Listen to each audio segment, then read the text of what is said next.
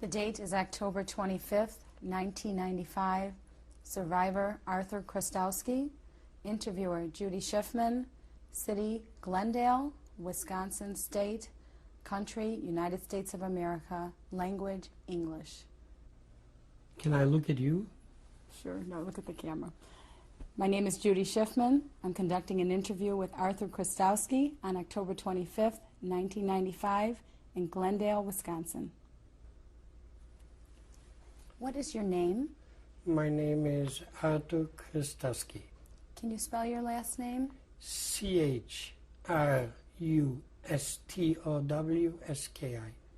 And what was your name at birth?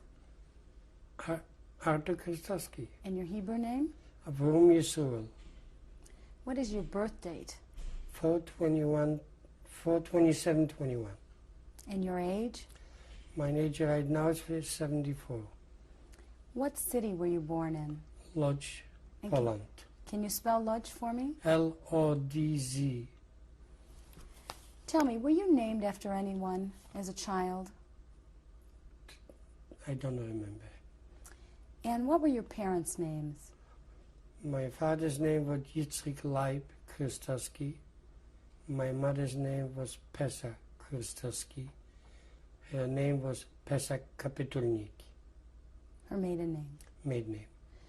What do you remember about your father and his work? What I remember about my father, he was a very Hasidic man. He was very strict with his children. He raised us, and I remember the words what he said. My dear kids, I would like you to be for God and for Lad, which means forgotten for people. We used to go every day to the shul. I was an exceptional as the youngest one. I could skip some days, which he didn't. He did look away, didn't said nothing. He was selling used clothes on the city market. My father was very religious and a fine man, what I remember. And what do you remember of your mother? My mother was just a doll. She just looked at us day and night to protect us from any dangerous things in town, which we lived in a town. We had to be very careful. The Jewish life was not that freely to walk around because we were discriminated in all kind of places, kids, all kind. In the school even I was discriminated as a child in school. Because you were Jewish? Because I was Jewish. Can you remember some of the things that happened? Well, like we used to come in the morning, we used to sing religious songs. And I was born and raised not to do those songs, and I didn't sing. The teacher used to take me out from my seat, used to pull my ears, used to let me stay in the corner for hours. And that was going on to me actually daily. I would not say I was an angel in school, I wasn't. And this the life what I went through in my school time. I finished 6 classes. They called my father to school, to be honest with you, and they told him to keep me home. They're going to mark every day that I'm there.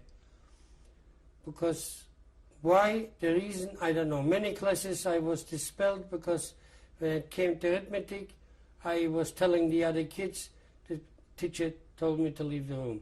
Came to religion, I was telling the other kids, she told me to leave the room. And that was going on my school life till about I was 14 years old. I quit my school. I knew I had to go and earn some money to live at home. To help out your family. To help out my family, because I knew there was a urgency to make a dollar.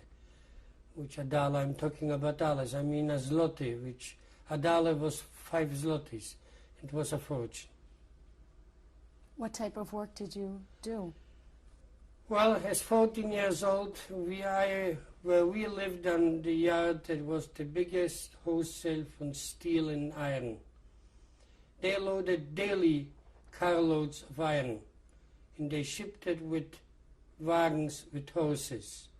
I had to sit on the wagon and watch that nobody pulls off some steel from the back, because the driver watched the horses, I watched the steel, that nobody can do. I got 1 zloty for a wagon, and I made 4 zlotys that day.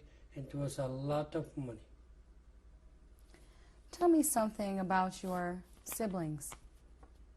Tell me about your brothers and sisters. Who was the oldest? The oldest brother of mine was, my sister was the oldest one, Gucha. She was a nice kid. I remember she took care of me a lot. My mother was a sick woman. Then I had a brother, Berish. Then I had a brother, Tovio. And then I had one before me, was Moshe. And then it was me. Can you tell me something special about any of them? About any of them, one, the oldest brother of mine was a tailor, was a very poor life. He left Poland in 1937. He was going in that time with a girl already. He left the girl staying in our house. He left to Paris to be a tailor in Paris. It took him many years till he got to be a citizen, because you could not get a citizen in France in those years. I remember the time when he was writing a letter home, and he said Leon Blum got to be Prime Minister of France, and this was the month which they got to be citizens. All foreigners got to be citizen papers. My brother Tovio, I remember him getting married with a girl which she was wealthy, and I didn't like it too much because she was too fancy for our life. Oh, she was sweet and we loved him very much. We had a very close family and lots of love. Poor, lots of love. Moshe was a type for himself. They sent him to the concentration camp. He got sick. That was in 1939 already. Then they released him home. That was the time when I was in the camp already. I got a postcard which they told me that my older brother Moshe came home from the concentration camp. In the camp where I went into, he was. Is there anything, did you have a special relationship with any of them? Anything special? With my brothers, well, we were brothers. We loved each one. We were a happy family. I don't remember any trouble having with my brothers. They took care of me as the youngest one. Those are the things what I remember. Tell me about your city. Tell me about the kind My of... city of Lodz was a nice, very nice city. We had to stay in our neighborhood, the most Jewish people. And I was born and raised to stay away from trouble. And I don't know if that was right or if that was wrong. My mother used to say, don't start with them. If you get a slap in your face, just run away. And that was, and I joined the Beitar when I was 14 years old. I was in the Beitar. It was an Zionist organization. I was very dedicated to it. We had spent every night, very nice, very good company.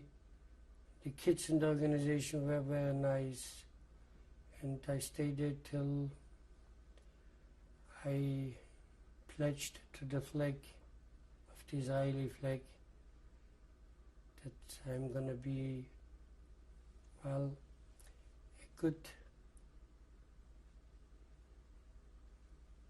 Zionist for the state of Israel, which we had no state in that time. Tell me about your religious education. I was to a certain amount religious, not to hurt my father. This was the most important thing to me, not to hurt my parents, that they see I do something wrong on the Saturdays or Friday nights. We used to eat together. Friday night was a traditional dinner. There wasn't a thing which a kid should say, I am going away with my friends. That doesn't exist, something like that. We had to sit by the whole dinner. I could hear my friends downstairs in the yard whistling, or I couldn't even turn my head to it. This was a tradition in our house, very religious. Friday and Saturday. Just as a kid, you know, I did many things, just not to hurt my parents. Do you remember celebrating other holidays? Well, I remember every holiday. It was Rosh Hashanah, Yom Kippur. It was the holiest days of my life. Pesach, Sukkot. We were very traditional. And As your a matter of neighbors? fact, I'm still traditional till today, the same way. Did you celebrate with neighbors? Do you remember how the neighborhood Except was? Sukkahs, we were all the neighbors together in one sukkah. And the neighbors were, of course I remember our neighbors, nice people, poor people, a very poor life. Did you live with non-Jews? No. No. Okay. Can you remember your bar mitzvah? Can you tell My us? bar mitzvah was, they called me up to the Torah.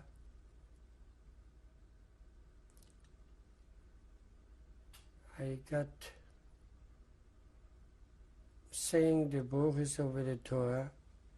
Then my family made a little kiddush, it was called, just for the family. It wasn't like here or what they're doing today, you know. This is what I remember my bar mitzvah was. Oh, it was happiness. It was love. A lot of love we had. Poor life, or a lot of love. What goals did you have for yourself as a young man before Well, the I war? was, when the war broke out, I was 18 years old. What kind of goals could I have? My dream was to have enough food. My dream was to be with the family. And that's all what I had a goal, because I was very young. Do you remember hearing about the rise of Nazism in other We countries? heard in 1938, we heard stories from our parents, which as a child, what do you know, what do you realize what it means to you? You just listen to the stories. You listen to my father when he said what happened in Austria, what happened in other countries in the world. We as kids, we didn't pay attention too much to it. Did you see refugees coming into your town? No, we didn't see nothing. In 1938, we didn't see nothing. And if we did see something like that, we didn't really pay attention to it as children. What was your most cherished memories? What would be your most cherished memory of your childhood?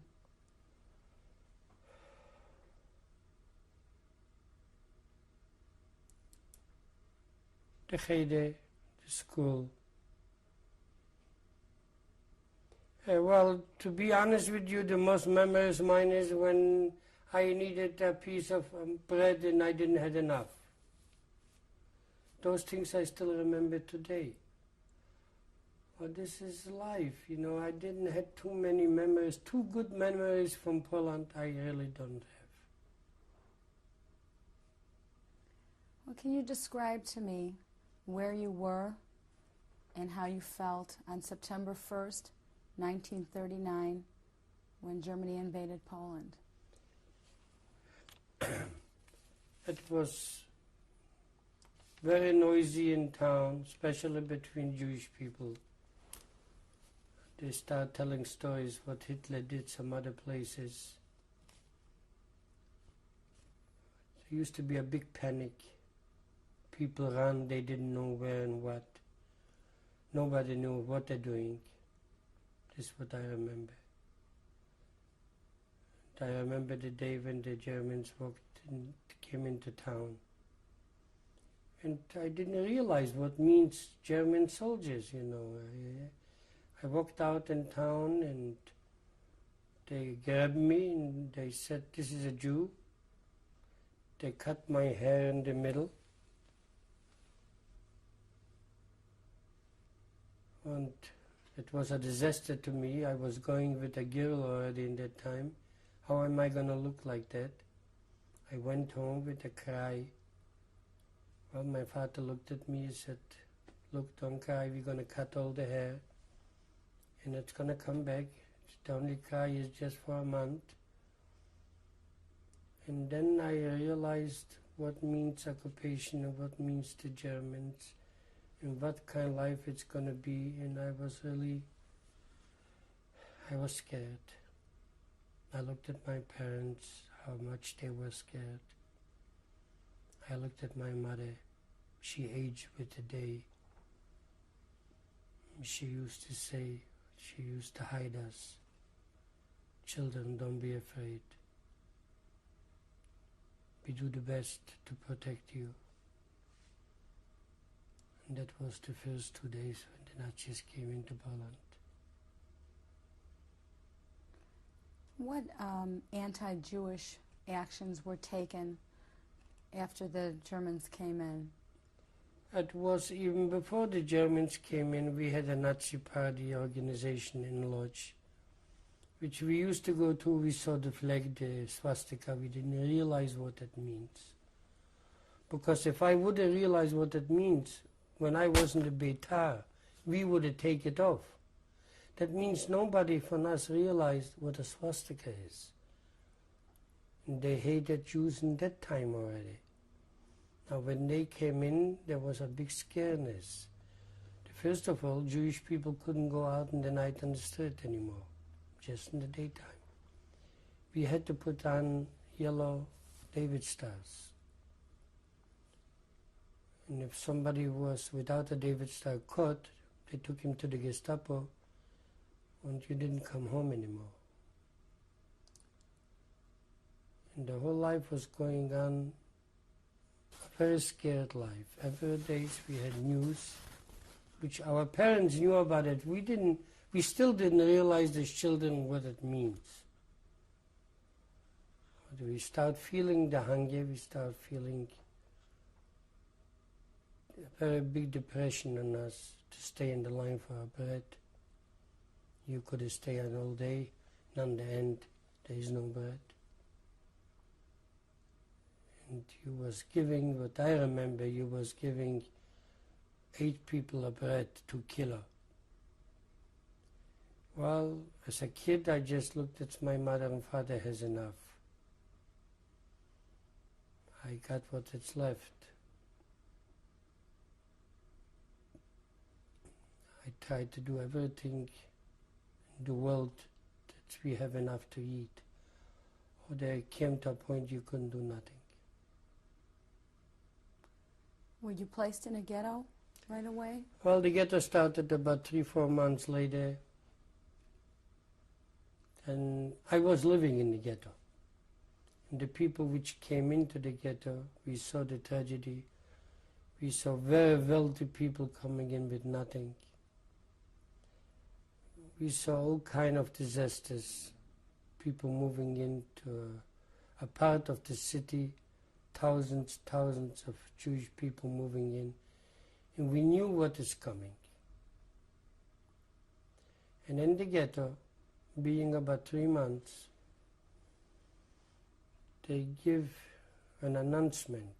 Whoever wants to go to the camp freely, because they wouldn't take us anyways. But this was just a gimmick. They just got place for 600 people. As a matter of fact, I went to our landlord. He was a very well-known man in town. And I said, Mr. Zine, I would like to go to help my parents that they could survive, because they say we can send home packages. He went to the point where they registered you. He told them to take me. And I left with his first 600 people from Lodge. When you were in the ghetto, were you enclosed in that ghetto, or were you able Yes. to leave it? No, we couldn't leave. Everything was around with barbed wire. And who was guarding the SS. ghetto? Germans? German SS, and the minute they saw somebody going through, you were shot to death. So you were not able to leave at any time? No. Okay.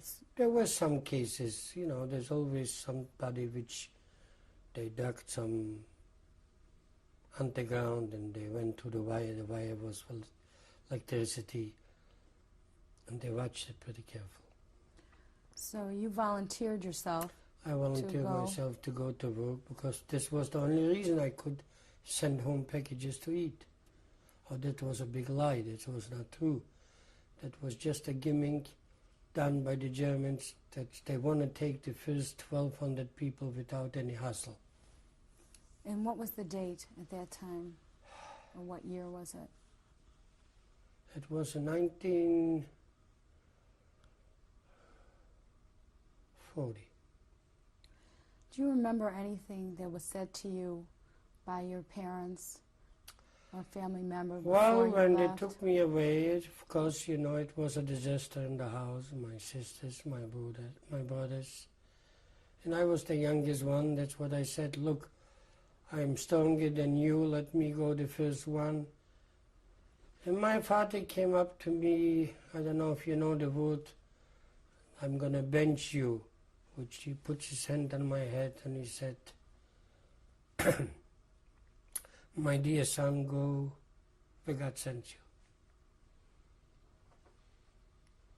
And I left. He prayed for you. When you left, how were you taken out of the ghetto? By train. They took us to, the camp was called Chrustowski. And actually we started working there. It was a wooded place with trees. Was this Poland? Young trees, yes. There we started the German Reichsautobahn, the express. You were building the road, the The Autobahn. Autobahn. And there we cut out the trees.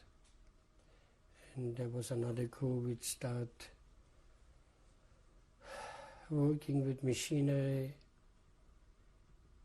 Actually, the machinery, they didn't give it to us, they give it to Germans. They worked with the machinery, we cut the trees, and that was going on day by day. One time a day we got food, about 12 o'clock, where we worked. I remember places which the Reichsautobahn was built with Jewish blood, with original dumped Jewish kids, dumped to fill in instead of dirt. They were short in dirt, they filled it in with kids from my commander. Life. And you looked to it, you came home. I dreamed about it.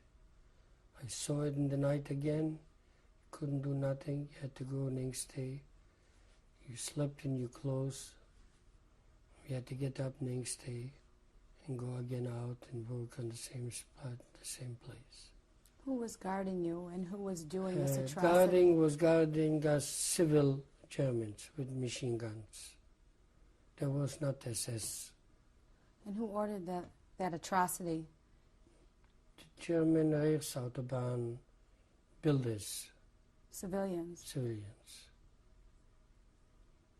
Then they realized something, they're doing something wrong. They came into the camp. They improved our food a little bit because they got to be afraid. I don't know for whom.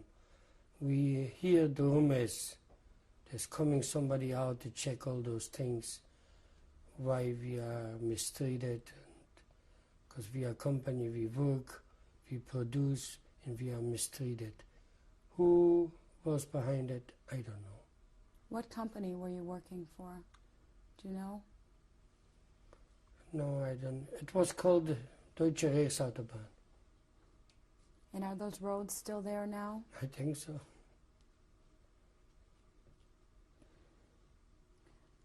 What other cruelties did you witness while you were working on the Autobahns? Well,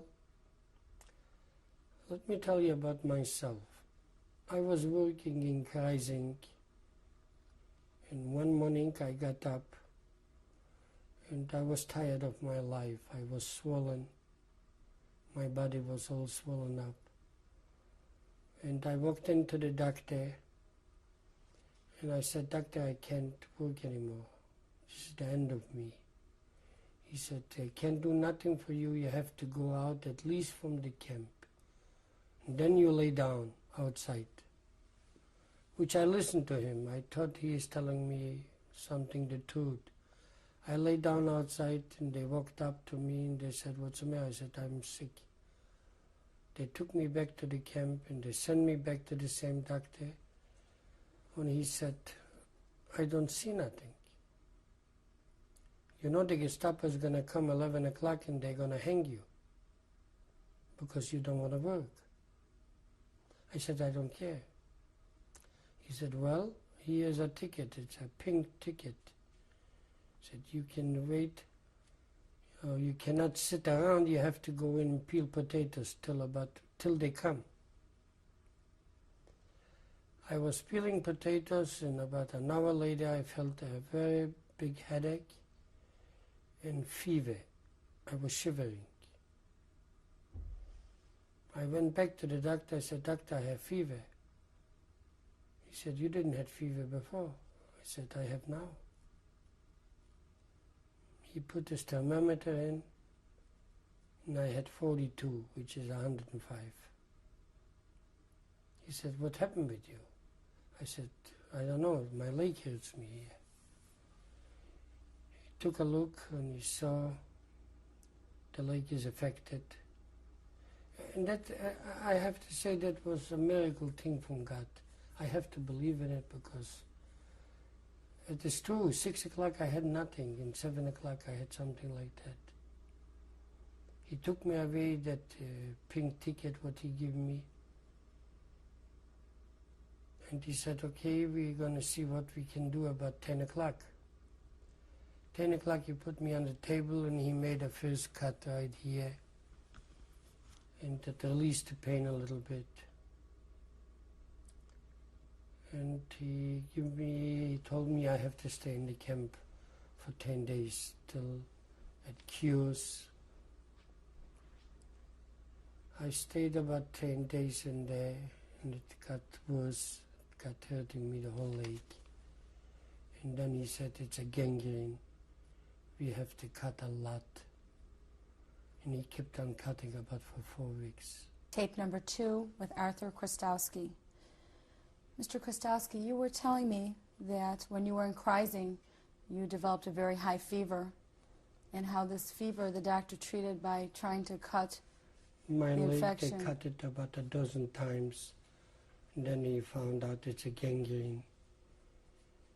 And about 4 weeks later, it was still not healed. They sent me to Birkenau.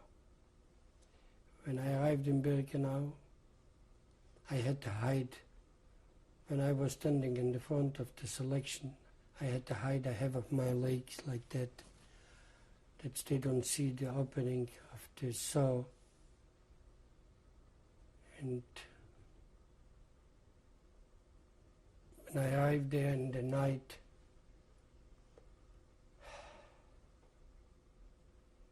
we were going to the trucks when we arrived with the trains. What type of train did they Cattle, take in? cattle cars. How many people were in the By the trains? thousands came in that time. I don't know how many. They unloaded us in Birkenau and they had a speech. Children, boys, boys, if you can't walk because the camp is far away, just go on the trucks. Whoever feels sick or weak, go on the trucks, and the rest of them you have to walk. As a matter of fact, I was running to the truck, and suddenly I felt a whip from a whip on my face, and he said to me, "Hey, young Jude, you can run. Go back." Then it which reminds me, my father said, "My dear son, go wherever God sends you." I went back to walk into the camp, which the camp was about 10 minutes from the train. So you didn't go on the I didn't go on the truck. trucks. We came into the camp, we walked into a shower which it was called in German Antlosung. They took us off the clothes if we had lice or whatever that went to disinfection. Was there a selection when you got there? No, it was in the night. They give us the clothes from Auschwitz, we put on. And I asked somebody which I knew, he's from Lodz. I said, "Where are those people which went on the trucks?" He showed me the chimney. He said, "You see the fire in the chimney? That's where they are." And I realized what it is, what's going on there. The next morning, the same night they sent me to a barrack. Barrack was 59 number. And they sent me next day to work. They sent me to a commando which was called Weißel-Durchschnitt. Weißel means river. The other word I cannot explain you even. In German it was Weißel-Durchschnitt, which the commander walked out in the morning with 2,000 people. They told him to come back with 1,500. That's all. Very simple. I was 2-3 days on this commando and I could see that this is my end. What type of work were you doing there? Very hard labor. We worked. We built barracks with concrete, which I never saw concrete in my life. Concrete? Concrete, we poured concrete, and we had to carry concrete with wheelbarrows, which everyone which raised up the wheelbarrow died, fell down and died. And that was going on for 3 days. Were you given a number by this time? The number I was given the first night I arrived. And who did that? It was a special commander which tattooed the number on your hand. Do you know what the number The is? number is 142,969. And then when I quit that commander, I quit. I pretended that I'm sick, and they give me another commander which was called Wasserbordbaracken, which is showers and bedrooms barracks to build.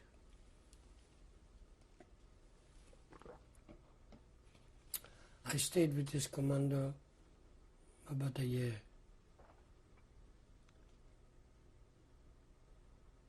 And that was also a very hard labor. Just you was a little bit more sure you're going to survive. Because the work wasn't hard. You had to do your job, they let you live. The food was one time a day you got some food. At 12 o'clock, piece of bread and a little bit soup. You marched in every night to Birkenau. They used to cut off a half of the commander, a quarter of the commander, which they were showed to the crematorium to take people. They just plainly cut off a half of the commander, the rest of them walked in. And the rest of them they took to the crematorium. This happened how often? Happened many, many times. If they didn't do it to my commander, they did it to the next commander. Did you have to stand for roll call? Roll call every day. Can you describe that for me? Well, that was the biggest tragedy in the camp. We had to stay to be counted. It was 20 below zero outside, shivering. Many times when we walked away from my own commander, was 2, 3 dead ones laying on the ground. How long did you have to stand? Many times 2 hours. Until everyone was counted? Until everyone was counted, and then we marched to work. Did you ever see any people punished while you were at Birkenau? I saw him hanged every day. Every day. For what kind Because of whenever offense? they hanged people, everybody had to come out on a roll call to watch it. This one is hanged because he tried to run away. This one is hanged because he didn't do his job. This one is hanged, he didn't want to work. This one is hanged, he stole a piece of bread from another one. This was every day. While you were in Birkenau and in the camps, I went to 2 selections. I was lucky by both of them. The first one, they looked at me and they asked me, how old are you? I said 19. They pulled my lip. Why, I don't know till now. They pulled my lip to see if it's red inside or whatever. They did like that with his hand, and I didn't know which way I'm going. I was like drunk. I walked into a room, there was standing another guy, and I said, Yudel, am I alive? He said, I think so. If you are here, you might live. And some of them went to the other side. I didn't know which side is going to be alive and which side not. That was in 1943. And then I went to Dr. Mengele in 1944 in December. what do you remember of that? Dr. Mengele, what I remember of him, he is staying right now in the front of my eyes. I can see his tallness, I can see his skinniness. He was holding a whip and hitting on his shoe, on his those high shoes, boot. He was hitting like that. And I can see he looked at me. Put his whip like that, I walked away. Same thing, I didn't know where I'm going, what's going on with me. I was numb, I was dead. Till I stopped, I saw 2 more guys, I looked at them, they looked at me. This was in December in 44. And finally it turned out I was alive. About a week later they sent me to Buna. While you were in Birkenau, did you see women or children?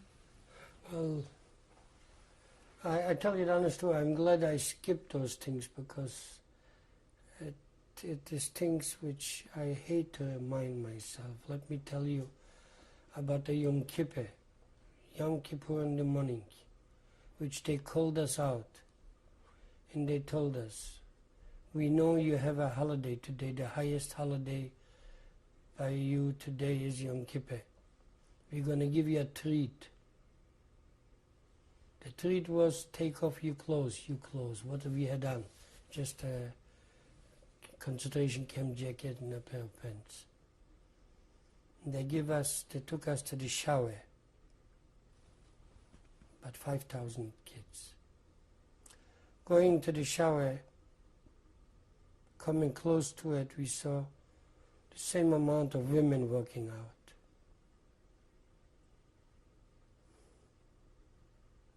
Completely naked, the only thing we saw is skin and bone. And I raised up my head and I said, oh my God, what is going on? What did I see just now? Is it true? Did I see it or I dreamed of it? I couldn't believe that in this time that they would do something like that, something cruel like that. We walked out from the shower, we had to walk to the shower with a marching step. That everyone behind me was full of mud. It was a rainy day. We walked out from the shower, they cleaned us up with cold water, you know. We walked back, we all came back the same mud, you know. We walked into the barracks. We had to get dressed, and how? We had to dry off the mud that scratched it off. Well, somehow we managed to get dressed. We had a barrack shower too. You couldn't go without any protection there because it was next to the wires, to the electric wires. You could be easily shot by the electric wires. We washed up somehow, we put on. That picture was standing in the front of my eyes for years. And this is just 1% what I'm telling you from my life in Birkenau. They humiliated you on yes. purpose. And I was glad they sent me away to Buna, which was about 5-6 miles from Birkenau. But while you were at Birkenau, were you aware of any bombings from the Allied forces? Yes. Can you tell me about that? And one day we could hear coming the airplanes. The sound of the airplanes. There was some kids which knew, they said it's the B-29, the sound of him. They start bombing the camp, and as a matter of fact, me myself, I was standing and looking the way they were coming in. And I left, really I left. I said, oh my God, maybe it's going to hit me. Wouldn't that be a good dad? You go in a second. And they throw down bombs, and we saw the bombs coming down. And where we worked was some barracks which the SS had hidden there. Lots of merchandise, pipes, and all kind of airplane parts. And it hit this barrack. We were standing and watching every bomb coming down. As a matter of fact, I got a little bit deaf in my ears. Or we left. To us it was fun, you know, that we could live the minute and see something like that. Did you know it was the Americans? Yes. We saw even on the airplanes the stars. I didn't realize it's an American star. To me it looked like a David star, you know. This life what I went to there, if I have to tell you everything, we have to sit a year here. What do you think sustained you during those years that you were in a slave labor? What made you have the will to go on? Hate. Not that I'm a hater. The hate for the system, what they did to us Jews. I had a big will to live the end to see Hitler. I had a will to see a day when I can eat bread enough to satisfy myself. And this kept me going. Did you observe any religious people in Birkenau? Yes. I was myself religious. Or we couldn't do nothing.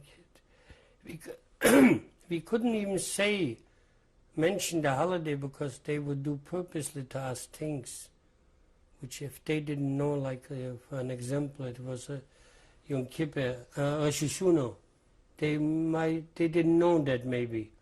Then we were not punished. We just went to work like a normal day. If they know there was a Jewish holiday, it was terrible. In my heart, I observed everything. That's all I could do. Did you see anyone else doing Yes. anything outwardly? Yes, same thing. In their heart, they could do everything. Was there any anybody who showed kindness to the prisoners, especially in Birkenau? Was there a particular officer? An SS? Yes and no. Yes is like somebody wants something that I should steal for him, an assessment, a Sturmführer. He couldn't steal. He couldn't reach to those things what they let us reach because they knew we're not going to steal, we're not going to take anything. Where are we going to go with that? If they needed that, like one come up to me, his name was Rakac. He was a professional murderer. He came up to me, looked at my number. He said, "You Polish Jude, Polish Jew," because he saw the number and he knew from where I come. "I need something." He didn't look at me. I said, "What do you need?" It was to me a big thing, you know. He said, "I need a barrel of gasoline." And I was working there. We could take out whatever we want to. Nobody questioned me because I had the uniform from Auschwitz. I took it down to him. He looked around and gave me 2 packages of cigarettes. So they stole from themselves. They had nothing either. They had to steal if they want something, like they want a bicycle. Some days I give away 10 bicycles. This was easy for me to assemble it and give it to him. He came in the morning with somebody and he drove home the bicycle. Was there someone named Scheidel? Scheitel. Can you tell me about him? Was a German? Scheitel was a general, Sturmführer in Buna. He was the one which eliminated the vehicles every day. Just one Sunday, once a week. I would credit this man with a lot of credit because I heard he was hanged. If I would be around the time when they hung him, I would go and say no. Because if he eliminated those roll calls, thanks to him, there's alive maybe another 100,000 Jews today. Because the roll calls were Because that deadly. the roll calls were the most dangerous things in the camp. That getting up 6 o'clock, 5 o'clock in the morning, coming on those places and staying shivering, 20 below zero. When the winters came, were any provisions made for you in the barracks? No provisions. No heat? Want me to tell you one story about Ilse Koch? It was a day, it was 15 below zero. They called us on will call. We come out, they told us to take off the clothes, completely naked. They called the fire department. They put on the hoses. And the water was coming down on us. Well, we had some people said to us, "Don't wipe it off because you're going to die. Let it freeze. At least you warm under yourself." She walked around with another few women with whips in their hands. It's an impossible thing to believe. It's impossible. Whoever was there, I don't know who's alive to remember that. And they made fun of the men, naked. They walked around with the whips.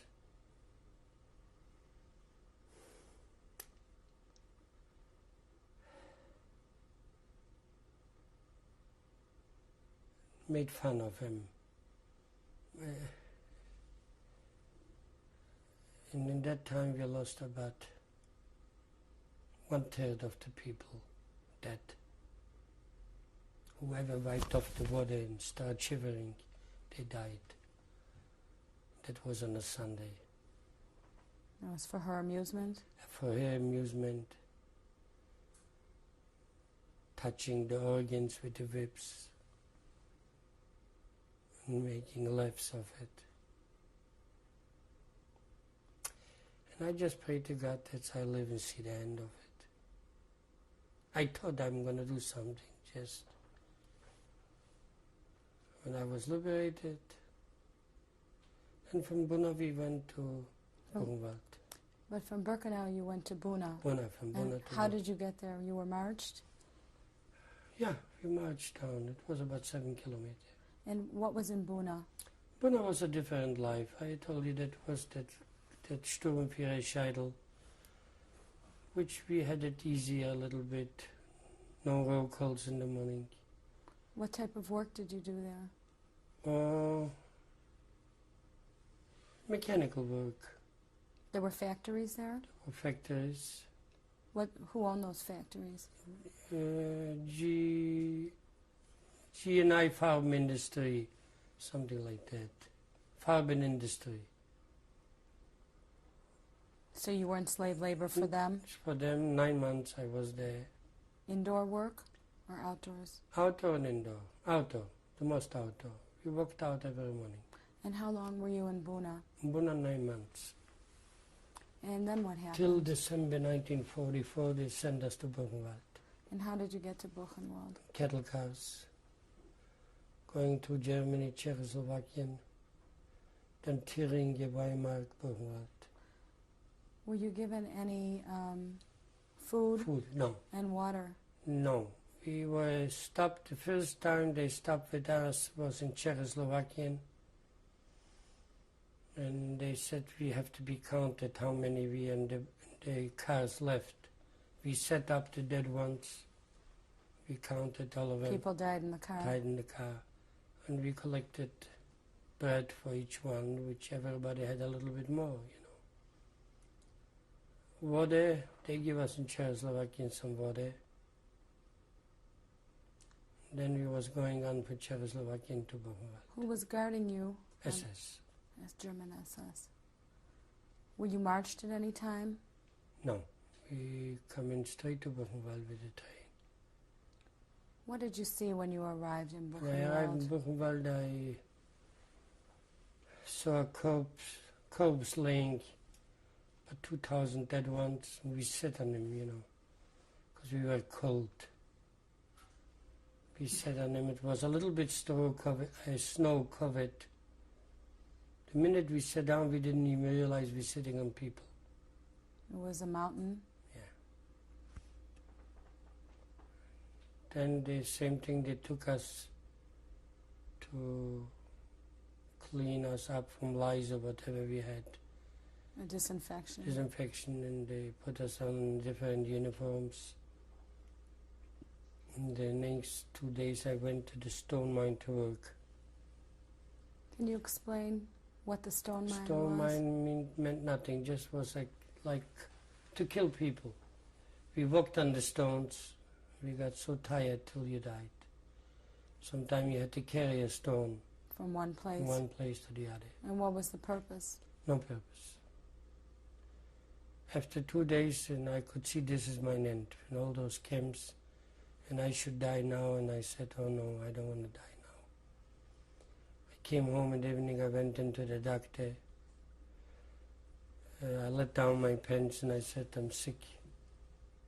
Checked me, he said, okay, you can stay 5 days in the barracks. Was it a Jewish doctor? I stayed 5 days, then I got another 5 days. And then I got another job.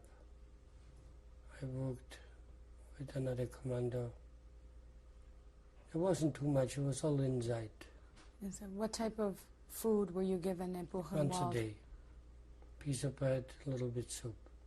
When you got a piece of bread, you had to hide it because they grabbed it out. There were people which they didn't grab it because they want to hurt you, because they were abnormal. Starved. They got to be animals, no more people. Were you in barracks there? Yeah, I was in Barrack 57. Then I was transferred from 57 to 38 on a typhus barrack. They put you in a typhus barrack? Yes, which I worked there. In And what I- capacity? What did you do there for work? Just to help out sick people, carry out the dead ones, and put some uniforms on the sick ones because they were mentally sick from the fever. You had to tie them by the bed that they don't jump off. All kind of hard work. Did you have any feeling that the war was coming to an end yet? No, not in that time. Just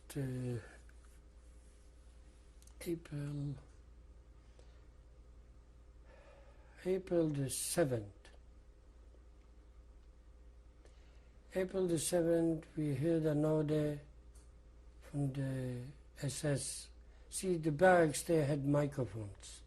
When they spoke in the SS office, we could hear everything. And this was 1945. 45.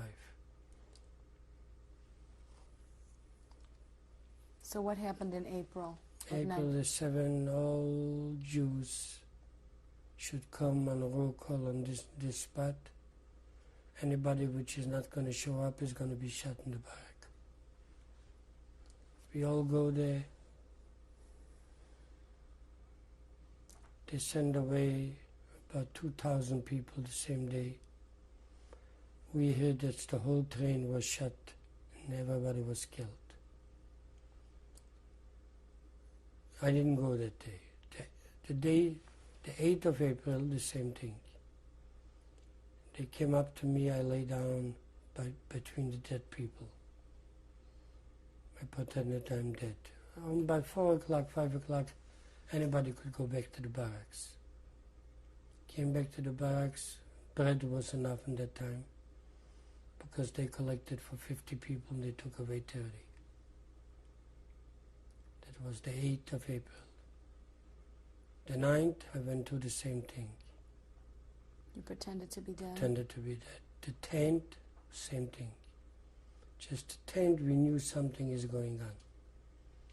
The 11th in the morning, it was quiet in the camp. The barrack leader came in and said, boys, keep low. Something is going on. I cannot tell you what.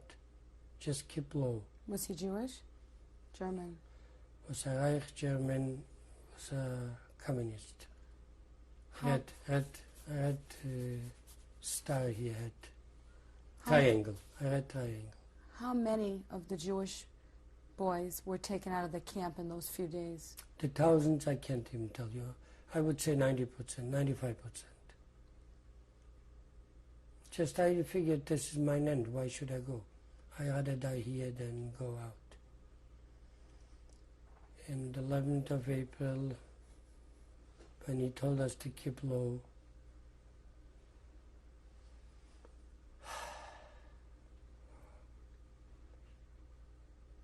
stop. This is tape number 3 with Arthur Chrustowski. Mr. Chrustowski, you were telling me about the days in April in Buchenwald. Can you tell me what happened next? Next was the 11th of April in the morning, which they told us to keep it low, not to go out from the barracks. Something is going on. They didn't want to tell us what. This was told by our people, by the black leader, by the barrack leaders. They knew already, just they didn't want to tell us nothing. And about 10 o'clock, 11 o'clock, we heard orders from the SS rooms.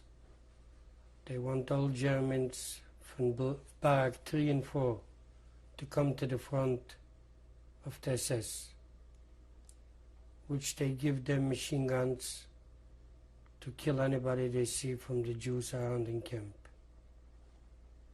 It was 10:30 in the morning. By 11 o'clock it got quiet. And we heard some other orders giving, not directly to us. And the barrack leader came in and said, just lay low. We could hear airplanes coming, very heavy. Then they start bombarding around the camp, not in the camp, around the camp. those SS which ran out, they pushed them back. That they shouldn't run out.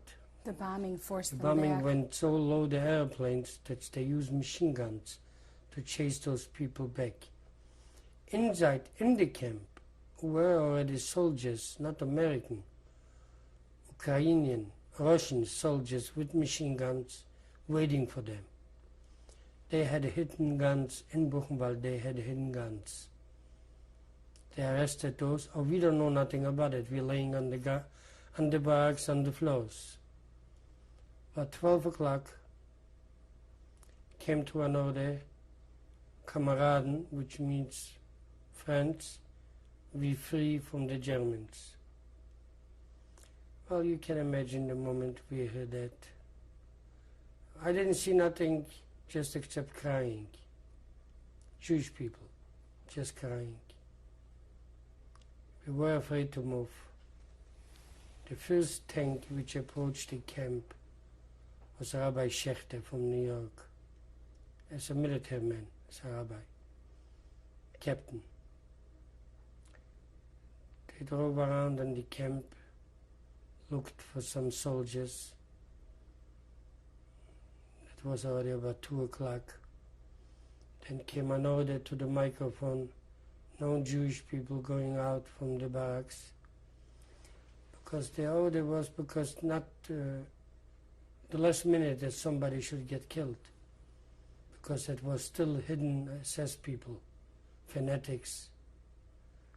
In the woods, around? Around the woods, around the camp, because it was a big camp. You couldn't clean it up in one day. The next morning, the 12th of April, I remember General Eisenhower, General Zhukov, and many more generals. French general, I remember the name. They were standing on a balcony and talking about the liberation. And they were laying hundreds of thousands of dead ones on the corpse. And they start cleaning it up. I remember Eisenhower showed with his hand, take a look what the Germans, Nazis did. I saw with my own eyes a black soldier, was a captain, or must be a big officer. He took out his pistol and started shooting to the ceilings. He went just plainly wild. He didn't know what he did. Because when he saw those dead people, he saw the condition we lived in. I was staying next to him. People went just crazy. We couldn't. The same day came an order we shouldn't drink the water because the water was poisoned. They brought in water from France by truck. Who poisoned the water? The Germans. They told us they poisoned the water about 11 o'clock in the morning. They brought in water from France, we drank. Then they give us food, lots of food. 50–60% got sick from the food, 30% died. Because they start overeating themselves, they grab the food. And then it came an order that we could go out, kill, raub, whatever we want to do to the Germans. We didn't do nothing because of my knowledge, what I know, Jews cannot do something like killing or robbing. We were not brought up like that, you know. Even he was a German. Even we knew what they did to us. And then I had in mind those people in town didn't do nothing to me. And we couldn't do that. Then everything normalized. We lived. Were you sick at all at that time? Did you require medical care? No, not me. I was weak. I gained strength with the food, with normal eating. Did you see them cleaning up the camp?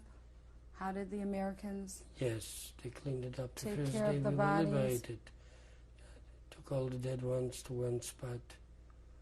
They saved many, many lives with giving the people blood and all kind of medicine. We didn't know what it is. They give a lot of help, no doubt. Do you remember that the Americans, your liberators, did they show the German citizens what had been done at Buchenwald? We were liberated by the 6th Infantry Division, the United States of America. The 12th, there were the generals, they looking and speaking. The 13th, the whole city of Weimar had ordered to be come into the camp. Sick, pregnant, all kind of people. Everybody had to come into the camp. It was a large city? Weimar was a big city. Well, when we say everybody, you know, came in thousands of people. And I was there, and I remember when Rabbi Schechter had a speech. The speech started with the word, "Wir haben nicht gewusst," which means, we didn't know about it. He stretched his hand, I remember, and when he showed to the people, "Wir haben nicht gewusst." Now take a look what you did. And that was going on for almost a day. There was cries, there was sorrows. And I would say people didn't know what's going on in Buchenwald. Because the German lived in that time in scaredness too, you know. They were scared for the SS, they were scared for the Gestapo. Or they didn't know what's going on actually in the camp. Maybe the young people did, or the older people didn't. Some of them did. And that was the 13th of April. Where did you go next? I stayed in the camp, and I was asking the same question myself. Where should I go next? No father, no mother, no sister, no brother. I stayed in the camp, but by May, I met my wife. I was working in a hospital, in a typhus hospital, and I had a bodyguard with me, which I still have the picture. And we are sitting on the train going from Buchenwald to Weimar. Weimar was the city. And I saw two girls sitting. And I was a little bit drunk. And I said to my bodyguard, I said, "Pep," he was a Yugoslavian, "this is going to be my wife." What I actually meant was not her. She was like a kid. No hair. What I meant, she was with a blonde girlfriend. I meant the blonde, and then I changed my mind. I said, no. This little kid is my type. The blonde is blonde. And I walked up to her on the train, and I took a scarf from her. I said, "If you want a scarf, you come and see me to Barrack 37. In that time, I was a nurse, male nurse. That was the hospital barrack. And we had SS doing all the work what we used to do. And the bell ringed in the barrack, and the SS man comes in and salutes for me. He said, "Herr Arthur, there is outside a girl waiting to come in." I said, "Let her in." And in the room, I had some sick people. There was a man laying about 70 years old. He called me. He says, "Vrumelo, I want to talk to you."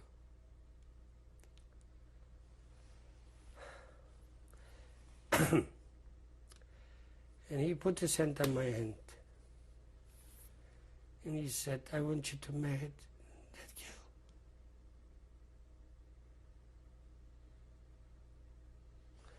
girl." And then I did a letter out from my side for 1 second.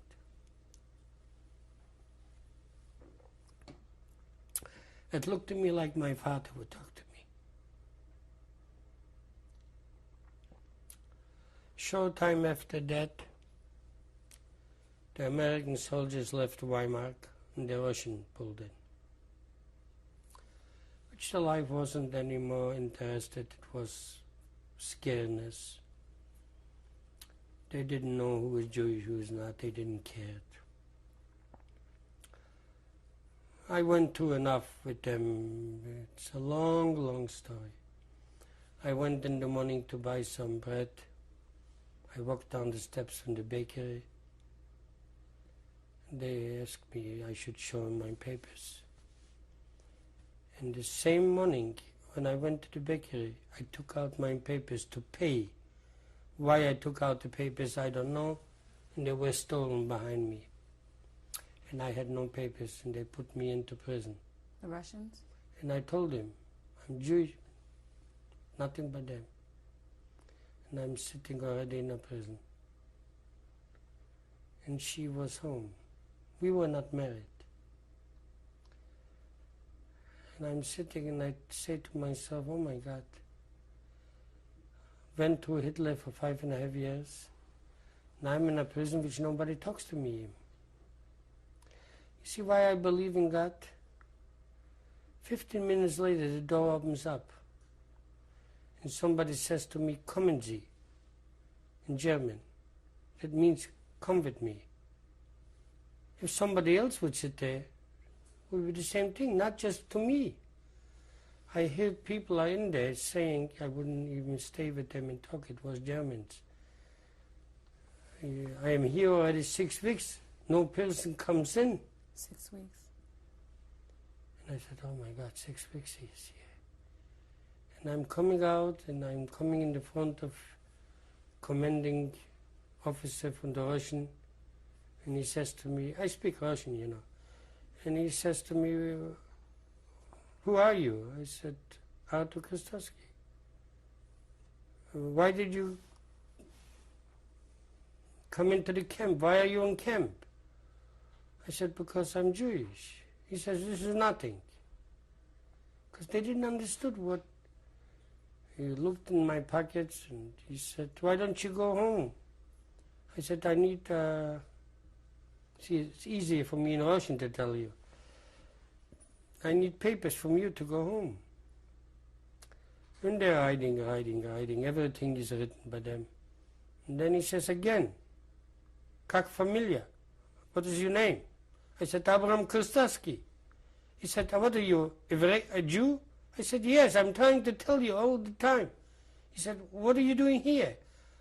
I said, I was in concentration camp. Well, he said, go home. He said, where do you want to go? I said, I want to go to Moscow. I'm not going to tell him I want to go to Poland. He said, first go to Warsaw. That's all they knew is Warsaw. And then you go to Moscow. I said, fine, just give me some papers to go. I'm going out from prison. I say, oh my God. To the SS, I could at least talk. To them, I couldn't even talk. And there's another, everybody's by them a commanding officer. There's another short fellow walking on the yard, and he said, Davai, come on with me. I said, well, what do you want from me? He just told me to go. You see why I believe again in God? In the same moment, that guy which told me to go walked out for lunch, and I started hollering. And I told him in Russian, I said, look, he's arresting me again. He said to that guy, let him go. And I came home to my nose, and I said, this is the end of everything. Pack up whatever you got, and let's leave Weimar. We packed up everything. I took with me about 18 friends. I told them the scaredness and what they're doing and how they handle people, and by them, we all left the same day. We're coming on the train station, NKVD, you know what it is, Secret Service Police in Russian. One walks by and looks at me and said, come on, I want to talk to you, where are you going? I said, I was here and here, and the commanding officer told me to leave to Poland, drive in Poland to Moscow. He said, "Do you have cigarettes or vodka?" I said, "Yes, we have cigarettes." We give him 2 cartons of cigarettes. He put us on the train. We went to Leipzig. Leipzig is where? Leipzig, Germany. In Leipzig we stopped. We went to Sosnowiec, In Poland. Poland. We stayed a few days in Sosnowiec, and I went to lodge to see if somebody's alive from my family. We came to lodge with another couple, and we got married in lodge. And who married you? Married me, I had no rabbi, we had nothing in that time. I saw a Jewish man with a beard. I said, do you know how to give Rebbe Kiddushin? He says, yes. I said, please do me a favor, come on. I didn't let him go. You want to get married? What year was this? 1945, September the 13th, 2 days before Yom Kippur. He married us. We left lodge the same day to Sosnowiec. We came into Sosnowiec. We just made it to Kolnidar. And we stayed in Sosnowiec about a month. Tell me, when you went back to lodge to look for your family, Yes, did you find anything? I found everything in my life. First of all, we went to see where we lived. And I'm coming up there, a woman lived there, and she looked at me, and she says, wait a minute, I think I got some pictures from your family. And I figured, where did she got pictures from 5 years ago? And she gave me my father, mother, and my brother. She said, when I saw you, you resemble your father. And that's what I know it's yours. A Jewish woman? Jewish woman, yeah. Was your home still there? My home was there. It wasn't my home. We lived on rent. Just I walked up there and I saw where I was born, where I spent the most of my life. It wasn't a good memory for me. Did you get any news of your family No. when you were there? No. No, the news I had in the camp, I knew my father died in Buchenwald? 1941 in the ghetto. And my mother died. My sister, I didn't know. My brothers, I didn't know. The one in Paris, I knew he died in Auschwitz. And the rest I found out later on how they got killed. Where did you find that out? From people which, somebody took me under the chuppah, which he was a neighbor of ours, he was alive. And he told me all those things. What happened in the ghetto? In the ghetto, everybody was dying from starvation. Nobody from my family was alive. And you knew that already? I knew that. So you left lodge I left lodge, with your new came wife? back with my wife, I came back to Germany. It wasn't easy. I'm just skipping things, if I have to tell you the ride from lodge Tell me. to Sosnowiec, Tell we me. have to sit another week. Just the ride. We were robbed on the train, on the roof. We were robbed. What did I had? I was robbed. I had one pair of shoes for 7,000 zlotys, which I bought for my wife, and this was I watched the most. And this was a fortune. They robbed us. They took us away, everything. The Russian.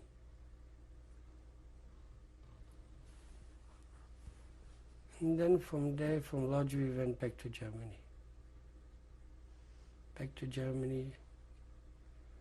We lived in a little town.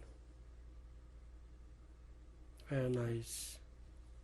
We lived about 2 years. From there we went to Bergen-Belsen. And did you have a family there? In Bergen-Belsen, No, A I had child. me and my wife, we had a child, yeah, which was born in 1945. And how did you come to this country? To this country I came just by a joke. If you want to know the truth, it was a joke. I registered to go to Israel. I never dreamed in my life to go to the United States of America. A friend of mine came and said, "Do you want to see a beautiful girl?" We were young, you know. I said, "Where?" He said, "In the office of the American registration." We walked up like wild, you know. She said to me, "Where do you want to go?" I said, "Where do you register?" She says, "To America." I said, "Fine, I go to America." She says, "What are you from the profession?" I said, "A rabbi." I was kidding, you know. Would you believe? 4 weeks went by and I got my papers. People waited 3-4 months and I got my papers to go to the United States of America. And how did you come to this country? What mode? Did you take a ship? With General David Sturgis. The ship was the name General David Sturgis. And you came into? We came into New York. From New York we stayed about a week. Broadway, 57 Broadway, in the hotel. And from there they sent us to Milwaukee. To me it was Milwaukee. And they told us in New York, very cold, lots of beer. We didn't know. We came in October the 1st to New York. We came into Milwaukee the same day, I think, Erev Yom Kippur, the day before Yom Kippur. What year? 49. 49. 1949. And the lady which picked us up at the train, she says, "How do you do?" And I said to my wife, "She's asking me already what I do here." I didn't understand the word, "How do you do?" I thought she's asking me, "What's this to do?" in Yiddish is. And she took us to a beautiful apartment, 1 bedroom. Everything was prepared for us, food and everything. So you were received very nicely in Very this nice. country. Couldn't be nicer. And who greeted you? From the Jewish Family Service. Were people? I never forget them, what they did for us. As a matter of fact, I'm paying back everything. Did people want to hear about your experiences when you came here? Some, very, very much. Were you able to talk about them? Yes, I was talking about that even since my children were born. They knew the Holocaust survivors' children. They knew every move of us. They knew every incident of us. They're born with us together. Some people didn't said nothing to the kids, and I can still not understand why not. Because I think it was a disaster. They didn't tell them that. My kids, my grandchildren are even involved in those things.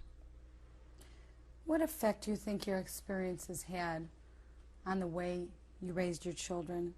What you experienced, how did that come down to how you raised your children? I think I did a good job. Maybe not. I don't say I'm 100% right. Maybe I did some things wrong. Maybe I wasn't a father or a mother like they are today. No doubt we were not. Just I brought up a lot of love in my kids. The love was there. How poor in the beginning we managed just to have love between the family. Did your experiences affect your marriage? No, not for 1 minute. We never had a dull minute in our life. We were happy. How do you feel that the Holocaust has affected your belief in God? Did it strengthen it? Now, this is the way you look at it. Some people blame God for it. I wouldn't do it. It was a tragedy in the world. It was a disaster. It was a person which wants to eliminate the Jewish life. He didn't succeed it. Or that I should blame God for it. No. How does your present level of belief and observance of Judaism compare to your pre-war belief? I think I'm not religious. I am traditional 100%. I do as much I can. I wouldn't be against it. I love every minute of it. Do you think about the Shoah often? Yeah, I watched it a little bit. Do you think about the Holocaust and what happened to you in your life often? Well, Does it come there's to you times often? when I lay down on the sofa and I'm going through a little bit and then I jump off the sofa and I want to skip it because I don't believe it myself anymore. Incident what happened, I can't believe myself. Now if I don't believe it, how could I make you believe in it? When I go to speak in a school and kids are asking me the same question, it's very hard to answer because there's things which, impossible things happen, impossible things. It was done by German people to us, which the brain does not take it. You can't believe it, things what it was going on. And all the story I told you now is just, I would say, not even 5% of my life. Because I'm unable to tell you everything what I went through.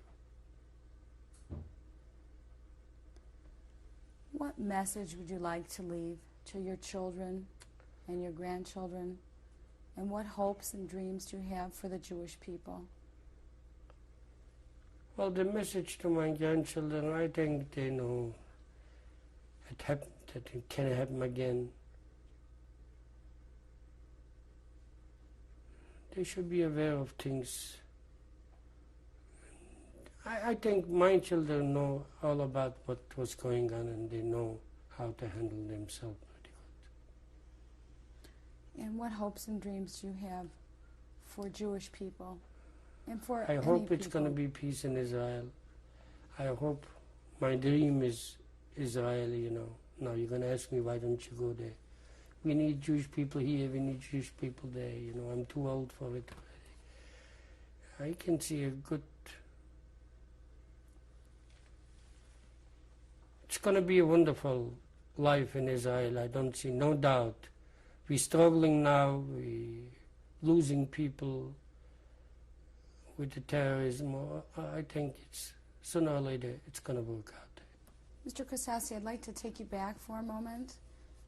You had told me about a time when you entered Buchenwald and there were political prisoners there and there had been a change in your name. Can you tell me about how that happened?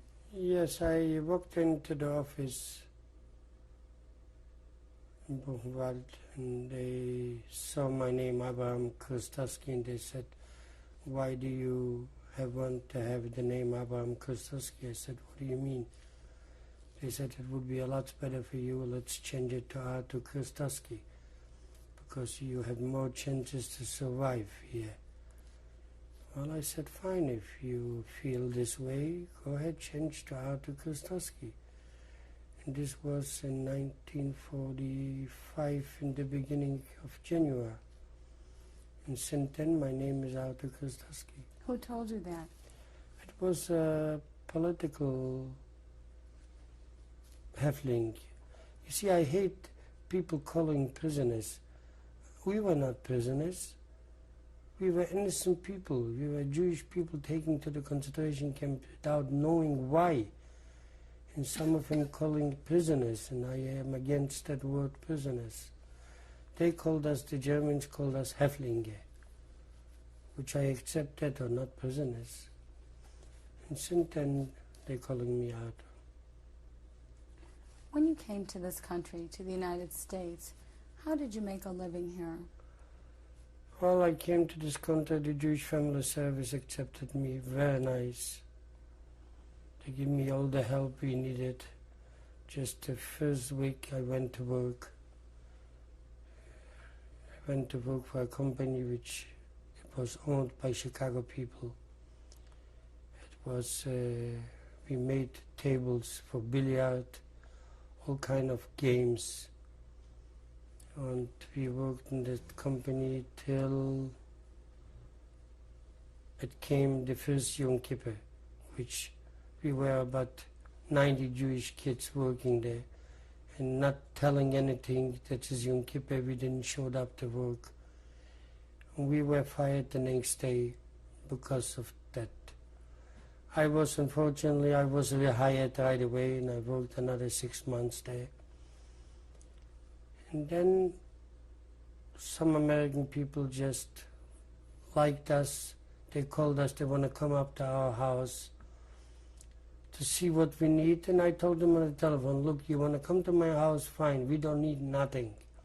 They came up and the woman said to us, we hate to see you go to work with a lunchbox. How about going into business, buying a grocery store? And I had no money. They said, okay, we signed for you the money.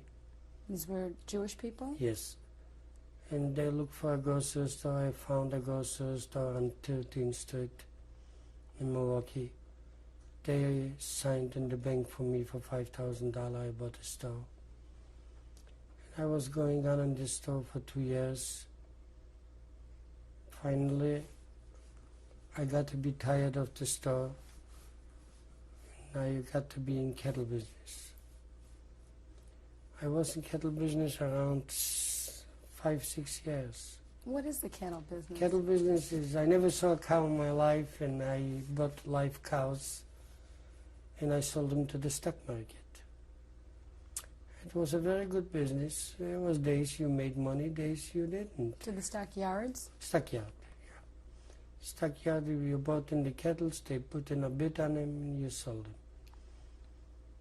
Then between the time I bought another grocery store on the south side, which we stayed there. On the same thing, like it came Yom Kippur, I closed up, and people were wondering, that store was never closed, and Gentile people were wondering what happened. I told them, look, I am Jewish and I have a holiday and the store has to be closed. They respected me a lot more than before. And they said, now we believe that you're really a nice gentleman because you're keeping your religion. And then from the store, I went back to the cattle business for another year. I sold the store. Then a friend of mine was a builder. And I made a joke. I said, I might be a builder too. He said, well, for a builder, you have to have brains. And I know he didn't mean it. He made a joke. Well, it bothered me. Personally, it bothered me. That was on Wednesday.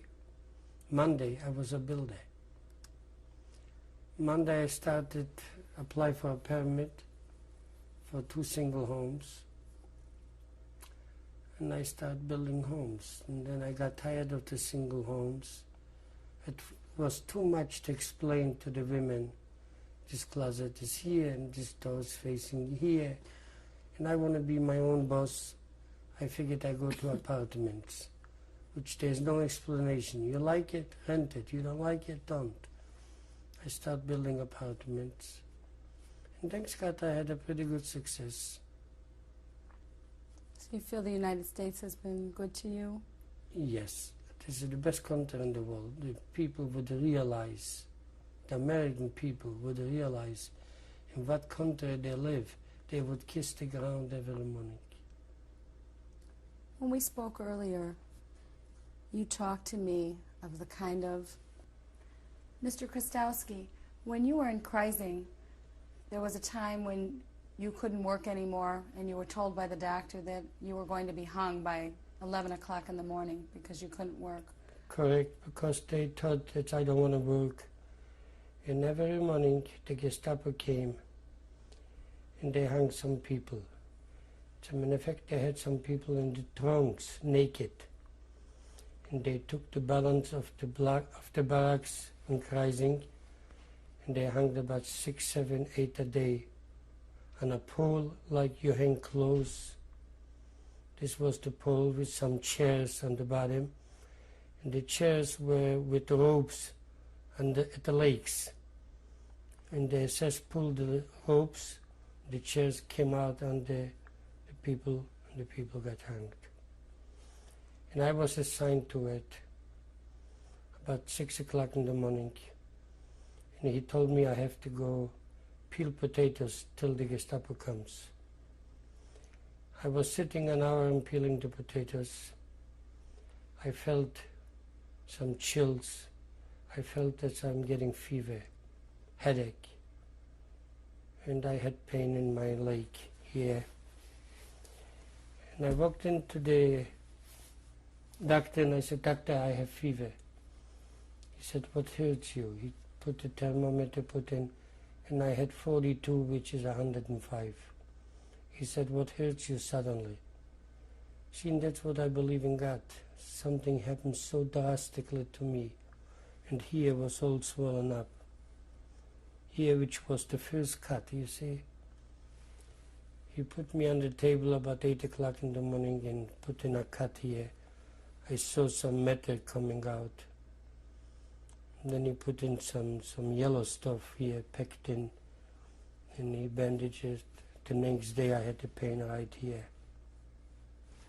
And he cut here. 2 days later he cut here. 2 days later he cut here.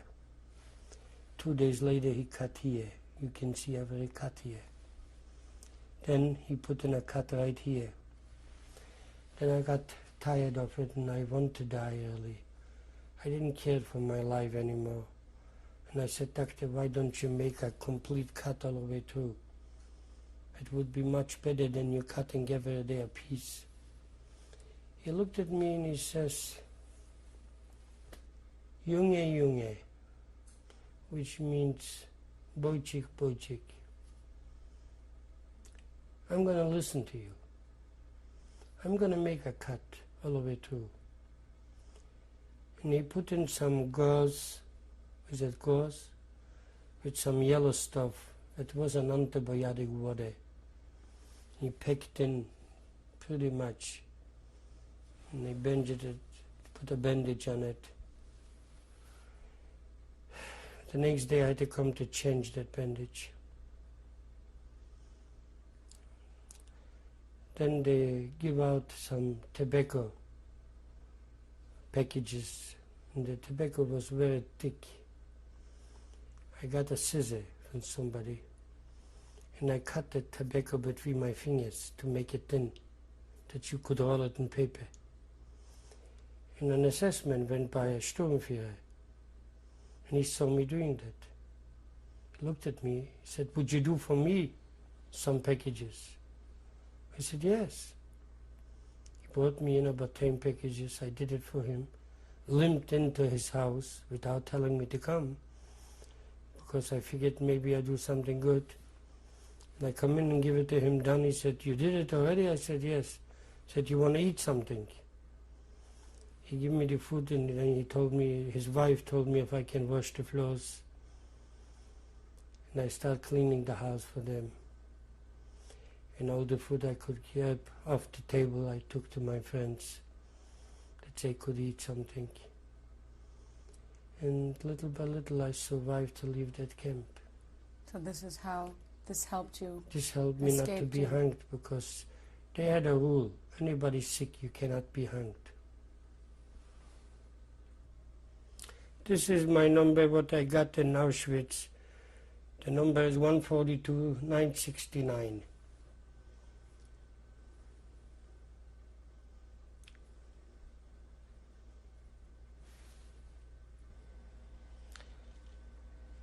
This is a picture of my father, which was painted, what I remember, in 1932. It was painted as I was a kid, about 11 years old, And where was that? in Poland Lodge. This is my mother, which the picture was made the same time when my father's picture was made in 1932. Her name was Chrustowski. And where was this taken? We're taking in Poland Lodge. This is my brother Toivier Chrustowski. It was taken in the army in Częstochow in Poland. How old was he at this time? The age I don't remember exactly because I was very young when he was in the army.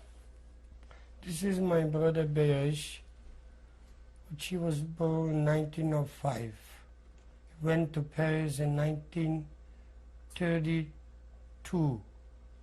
He left Lodz, Poland, went to Paris as a tailor. Got killed in Auschwitz in 1944. This is my wife's brother, Moniek. He was born in Przemysl, Poland. He was taken with his mother to the concentration camp and got killed in the concentration camp. Which concentration camp? Auschwitz, And where is he in this picture? on the left side, In which on the row? bottom. On the bottom. This is my wife's father, Josef Ziegler. He survived as a survivor in Buchenwald, died about 2 weeks later in Buchenwald, Weimar.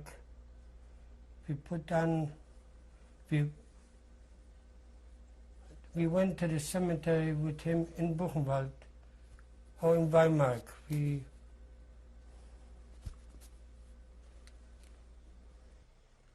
This is me, Arthur Chrustowski. It was about a month after the liberation in Buchenwald.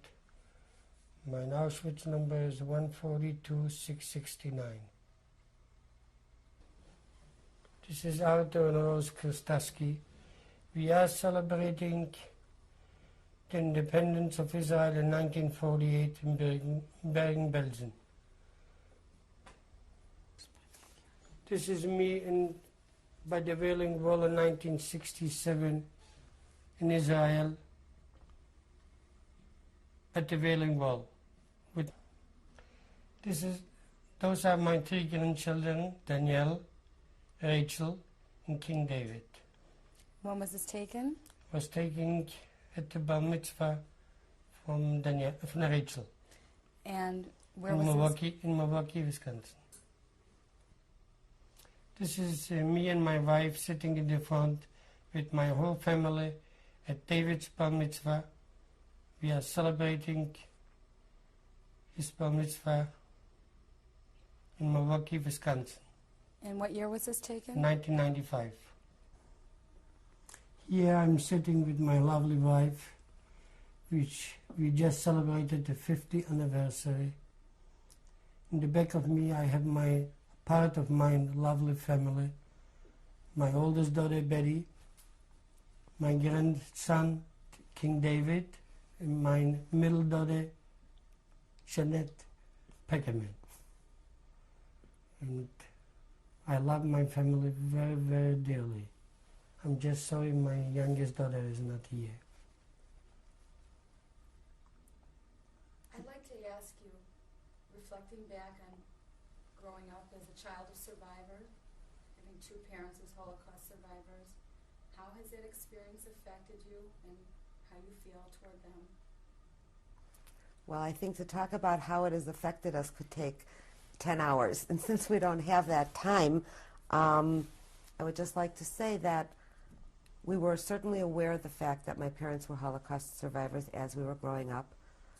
But my parents did something the right way because in our family we never experienced the kind of horrors, dreams, frightening episodes that we know many children have experienced. I can say that all of us are very, very proud of my parents for what they did when you look at where they came from and what they've accomplished. And I think the most important thing that both of my parents did for us as children was to instill in us the importance of family and to instill their love into us and to make us understand and believe that there is nothing in this world that is more important than family. And if you have your family and you're strong together, you can accomplish anything you want. I love you both very much, Grandma, Grandpa. It was very special growing up in our family.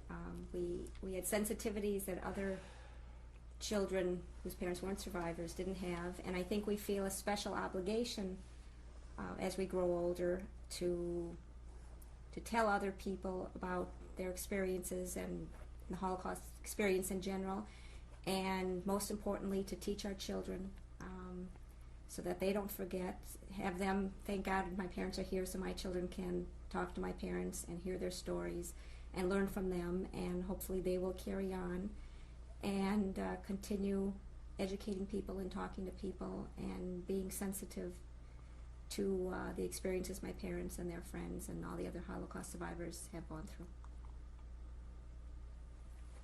And I love my wife very much. And we love you both very much.